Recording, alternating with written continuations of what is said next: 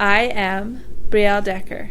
I was the 65th wife of Warren Jeffs, and I am a cult survivor. So I was born and raised in the FLDS religion. My parents were in arranged marriage. They were pulled aside at church and told that they could say yes or no at the ceremony. And they had never met each other, so they didn't know if they should say yes or no. And so they just decided to say yes because it became a matter of trust in their leaders. I was their 11th child. They had 14 children. So I grew up born and raised in the FLDS, but I was more located in like Sandy, Utah, which is like more like Salt Lake area. That is where the Jeffs were mostly. The Jeffs, they lived up in Little Cottonwood Canyon. They had a school, all FLDS school by the time I was growing up. And Warren Jeffs was the principal. His first wife was my first grade teacher. I grew up with a lot of indoctrination, a lot of church history, church rules. We had a lot of that, but we didn't have world history in the FLDS homeschool. So my father built the house that we lived in. My grandfather helped him some with financial things. So he got his land pretty early on in Sandy, Utah. Built the house. By the time I was born, my father's house was pretty much finished. The yard was finished. FLDS also believes in polygamy. Like it's set up like a pyramid where the leaders at the top, the men are next, then the women. But the men, in order to be high on the prophet's list, they had to have more wives. And at least 3 wives was required to make it into the highest degree of glory in the celestial kingdom. My father and my mother would dream about having another wife in the family that the leader told them to marry. So like it wasn't like they got to go out and choose somebody and let them join the family. That was not an option. There was no dating at all. They had to wait on God, wait on the leader to decide that they were worthy. And that was the same with my marriage. Like when I was growing up, I had to wait to see if I would even ever be worthy of being married. I just knew I couldn't date. I just knew if I dated, I would be kicked out of the church. I'd lose my family, my support system, everything.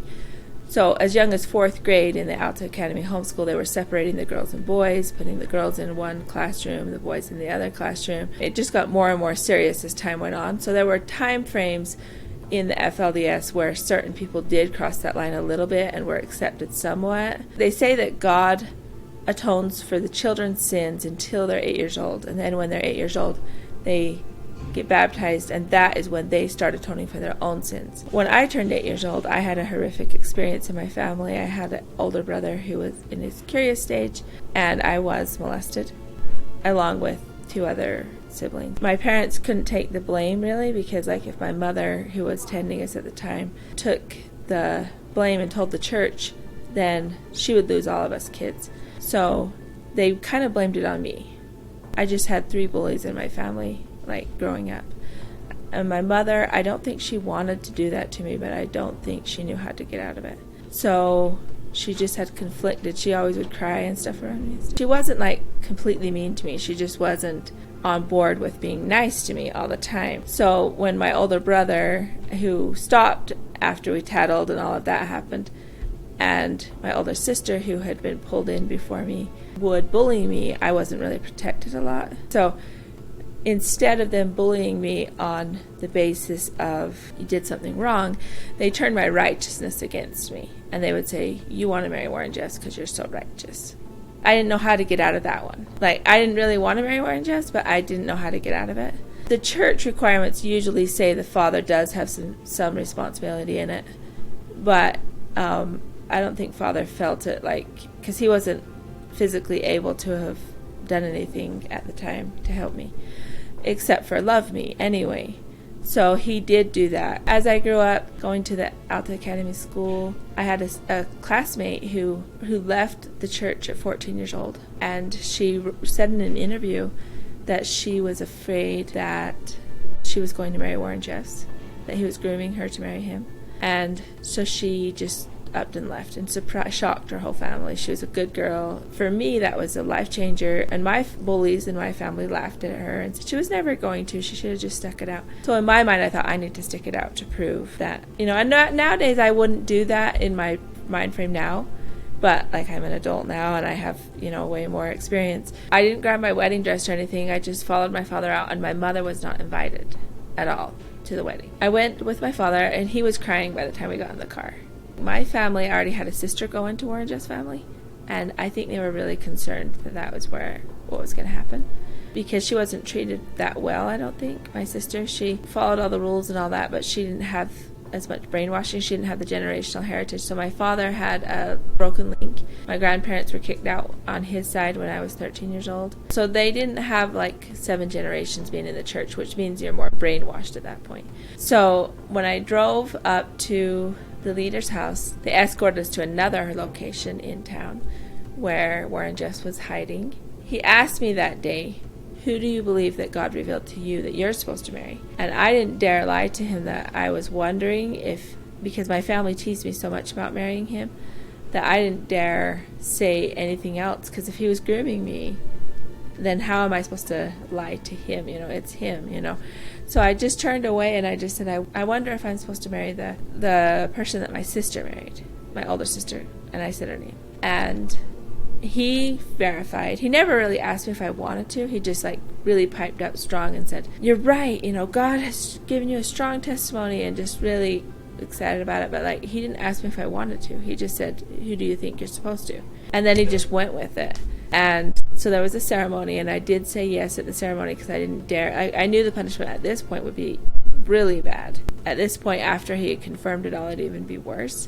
If I said no at the ceremony, probably I'd never get married. And I didn't want to live in my father's family that bad. I just went into it kind of thinking that maybe I could find a place in his family or something that would be a good cause. I said yes, and then he sent my family out of the room, and he asked me to come sit on his lap. And I did hesitate because it's my first wedding and his 65th. He immediately went angry. All his emotions and everything just were really mad. I just started walking over there, and I sat on his lap for a second, and he did molest me, but I didn't respond back. I froze. I just froze, and I just sat there until he was done. And then he had me sit on a chair across from him, and he said, "Are you close to your mother?" And I said, "No, I'm not." And he's like, "Okay." So he called my father back into the room, and he told him to take me home, and he gave me some instructions. One of them was he wanted me to go to a meeting in the morning that usually only the men went to, and especially in my father's family, only the men went. He wanted me to be there. He requested that I don't go back to school at all because he was running from the law, and that's when it hit me. He's running from the law.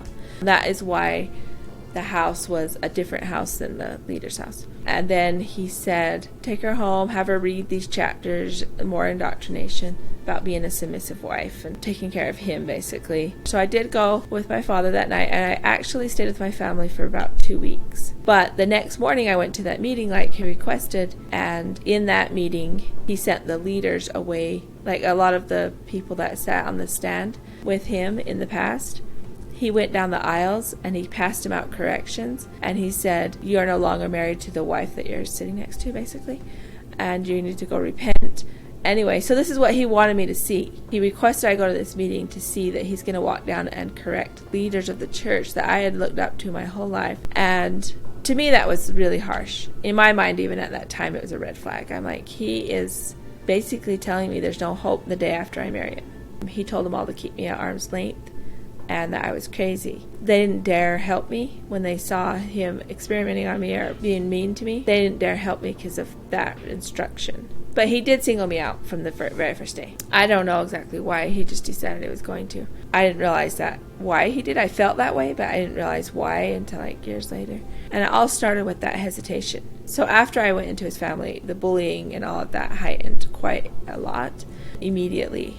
And then he also had another meeting, a secret one that he wanted me to participate in after that. That was the one he talked about the children, that he took away from his property and took them to a secret location because he was running from the law and he didn't want his children to be questioned by the law about where he was. So that made sense. But then what didn't make sense to me was that he said God revealed that not one of the birth mothers, the mothers that gave birth, were worthy to go with their children. The mothers that never gave birth could go. So that was why I went into Texas. That was my signal. That was my cause, that I wanted to go check on those children. I still believed in that, and I also believed that those children need checked on because, why would God tell 30 mothers all in one day, that they are not worthy to go with their children. That didn't make any sense to me.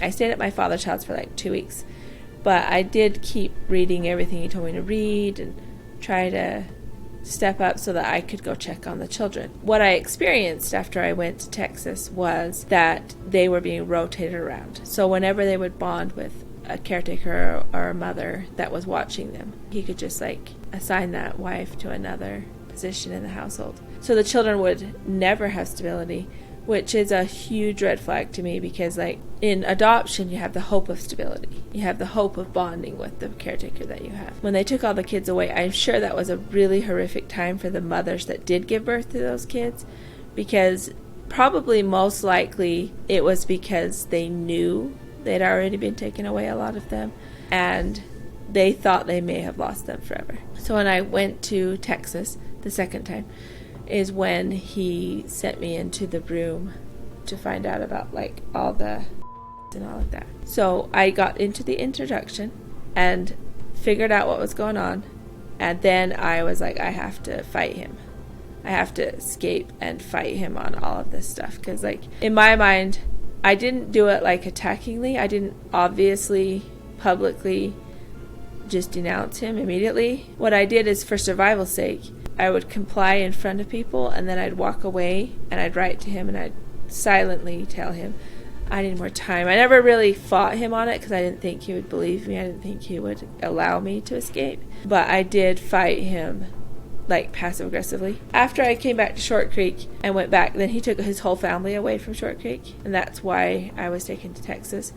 He took his whole family away, and Short Creek is an older compound that has XFLDS also in the compound. The newer ones only have FLDS. It was a benefit to be in Short Creek. He was building a temple at the time, but it wasn't done all the way.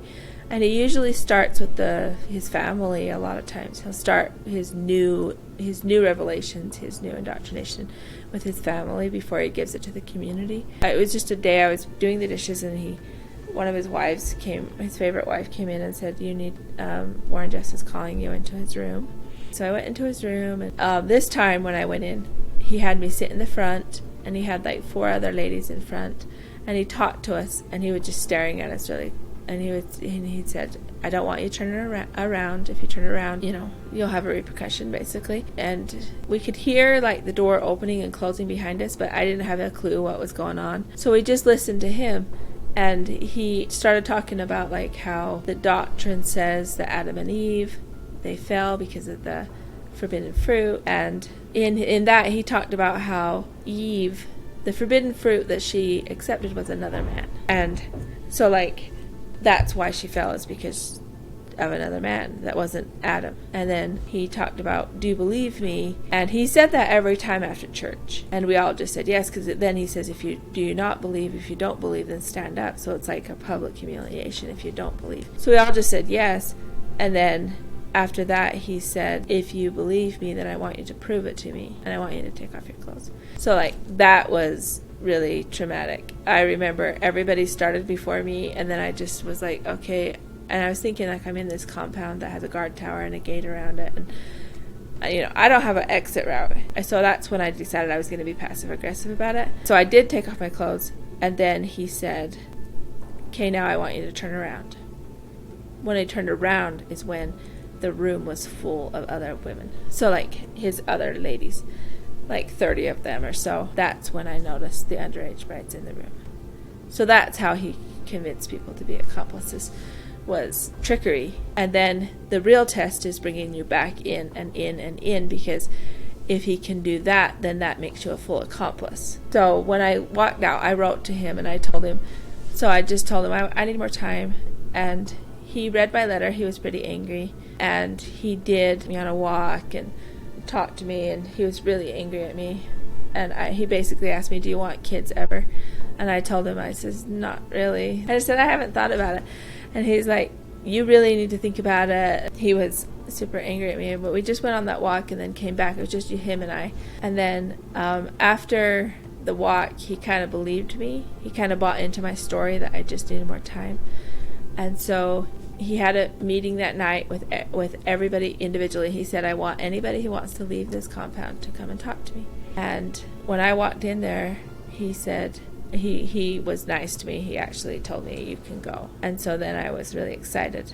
And I don't think he realized how excited I was until right when I was walking out the door. Well, I did go to Vegas. I went to a house in hiding in Vegas with a caretaker after that. And then I wrote to him and told him I wasn't going to pray to ensure that I don't go back. And I told the whole house that I wasn't praying. I didn't want to go back out of houses in hiding. Because like what happens in his structure, the pyramid, if I'm not worthy to be in the elite groups where he is, then he can't have interaction with me. Like he can come and say hi, but he can't actually do more. That was a protection for me to be away that far from him. And I did witness him telling other ladies, you can't go, you need to pray harder, you need to stay. I think he was making it hard on the ones that just attacked him and said, this is wrong, we don't want to be a part of this. He would just not let them leave. He would pull them in more often. With me, because I played the game, I just was like, I just need more time. I just don't understand all this. I need to think about this a little longer. When I got there is when I fought him harder. I actually told him I wasn't going to pray to ensure I don't go back. He got caught after about 2 years of me living in these houses and hiding. I never was pulled back into these experiences. I know most of his wives were. Most of them did see him in prison even after he went to prison. I was the only one, I think, that never went and saw him in prison, according to them. Like sometimes the mothers that had kids especially, where it was really hard for them because they had littler kids on the property, and if they fought him, they would be sent away without their little kids. So they would just keep going back. And they figured, I think some of them realized that in court that would be a justifiable reason because they have to protect their little kids at all costs. But for me, I didn't have any kids. So the only way I could save myself, I felt like, was to fight him. But not like, it was more passive aggressive. So when I did stay in those houses in hiding for 2 years, I read a lot. I read his doctrine. I didn't have a lot of options to fight my way out because once I started to be loyal, like it was kind of felt like a catch-22 trying to escape. If I tried to fight my way out, there was a high chance he would weasel his way into taking me back to the elite groups. There wasn't a lot of options to fight. So I just prepared for that day when he would be caught by the law. Because he told us he was on the most wanted. Well, when he did get caught, I was super excited, but I couldn't tell anybody that. Everybody around me was sad and praying and scared. But me, I was excited. And I thought, now I can do whatever it takes to escape. But at that point, he was also still in control. So he would send his most loyal followers to surround me, live in the same houses as me. And that became really hard to even fight my way out at all. But I still stayed at it. It was like 3 years of solid harassment from his loyal followers who figured it was my fault that he got caught. He taught that if there was one person who wasn't perfectly loyal to him, it would affect everyone. I was that one person. So like, even though I'm trying to get out, they're psychologically abusing me, gaslighting me. I feel like now that I'm out and I've been able to experience the world, because he's telling those ladies in there that were pulled back in and pulled back in and pulled back into those things, he's telling them that the world doesn't want them and that they are accomplices and that they don't have a chance out here. So right now there's only like it's like 7 to 8 that I know that have escaped out of 79. That the people who really suffer the most are the kids. Because the kids get put on the front lines to take the blow of the problems, and they suffer a lot losing opportunities and stuff because they are on the front lines. One point I did write to Warren Jeffs about the people in his group and told them the true stories of what happened to me, and they wouldn't let me all of the time tell Warren Jeffs what they were doing to me. After like the 3rd year or whatever, they're like, yeah, we don't need this. So I actually was an activist clear till the very end. I did everything I could possibly do for those kids before I left. I tattled on the people who hurt me, who threatened me and all of that, just to give the kids a little more time. And that's why I actually got locked up in the end in solitary confinement in the creek. I made it back to the creek before that all happened by using like opportunities, the doctrine against Warren. So that's how I actually made it back to the creek. They told me you need to go investigate your parents. And I took the opportunity to go investigate my parents, but I never did investigate them. I just came to the creek. The creek is basically Short Creek. It's Colorado City, Arizona, and Hildale, Utah. So that's what the crick is. When I say the crick is like the older compound. So I went into solitary confinement, which was only a day long, about a day, because I escaped. And it sent me there because I had tried to escape that morning earlier and I was caught on the main roads. When they caught me, they put me in solitary confinement. They put 2 screws in the window to hold it shut. They turned the doorknob around, so I couldn't unlock it. I found some scissors and I unscrewed one of the screws in the window. So I started pounding on it. So I didn't start this process until after I heard my brother's truck leave. It was my caretaker's truck. But anyway, he left, and then his wife and his kids were home, and they came in and they took everything I was using. They called him. He was in a meeting, but I didn't know that at the time. When the screw broke off, I heard his wife gasp, and I thought, if I just leave, there's a chance she might think that I laid down and started to read, because that's what I was directed to do. I just climbed out the window and left, and she didn't actually notice that I left for 2 hours, which was a blessing to me, because then I took the back roads this time and made it to the house I was running to, and they drove me out of town by the end of the day. There was a lady I met on the trail that also knew who to call, so that when they did drive me out of town, we had like another organization that picked me up. And that was the day that I met my mom now, my adoptive mom. She picked me up that day, and she fought really hard for me. She was more like a peer support specialist herself. She had lived experience in a different group. It wasn't FLDS, it was the AUB group, but she had left that years ago. So when they came, put me on the missing list, when they came hunting for me, saying that my biological mother, had custody of me because the cult doctors were trying to say that I was crazy, my adoptive mom was like, you need to have a signature, you need to show me the paperwork that you actually have custody of her. And they didn't actually have that paperwork. That was a benefit. I went to Tennessee. That's where the activist took me, and changed my name. My social was legally adopted. I was in there enough times that I was scared, and I felt like I needed that paperwork done, my paperwork done, where I was legally adopted, so that if they had to make a choice, then it would be my adopted parents, and I wouldn't have the risk of waking up in the FLDS again. I didn't fight like the court route. I just changed my social and moved on, and it worked for me. So I've been out now almost 11 years. When they changed my social security number, they didn't change my SSI in the same month, so I couldn't pay my rent. And so I called my attorney in Utah, and he said he had an ex-FLDS pilot who had just become a pilot walk in his office and give him some crisis tickets and tell him that the Short Creek is changing to ex-FLDS instead of FLDS, and if anybody is in crisis, tell them to come home. When that happened, then when I called in crisis, he was like, I think you're supposed to come home. So I did go to Salt Lake first. I figured out about Warren Jeff's house in Short Creek that I had some rights to because of being one of his wives at one point.